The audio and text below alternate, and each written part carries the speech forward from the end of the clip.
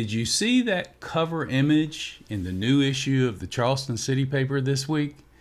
That's the question people around town will be asking all week as the newspaper dives into a story on why the administration of Charleston Mayor William Cogswell keeps quiet with the local press. Hello everybody, I'm Andy Brack, editor and publisher of the Charleston City Paper. Thank you for joining us this week. In this week's news section, news editor Skylar Baldwin writes a story about how Radcliffe Borough neighbors are upset over the possibility of a clunky parking garage going up in their neighborhood. Columbia Bureau Chief Jack O'Toole examines the lowering rate of vaccinations in the state and what that means.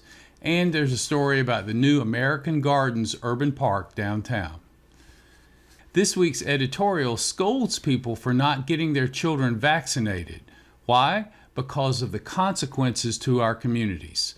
What's worrying is how Charleston's vaccination rate is lower than Spartanburg County's, which is still in the throes of a measles outbreak. Also in the editorial section, former editor Stephanie Barna writes a touching memorial to the late Larry Queen, who was the newspaper's first music editor. And State Senator Tom Davis outlines why a new deal at the V.C. Summer Nuclear Complex in Fairfield County is a really good deal for the state.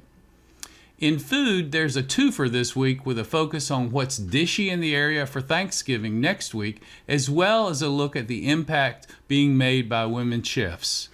In arts, Mara Hogan gives an interesting local insight into a coming production of The Grinch, and in music, Vince Harris welcomes the return of Drivin' and Cryin'.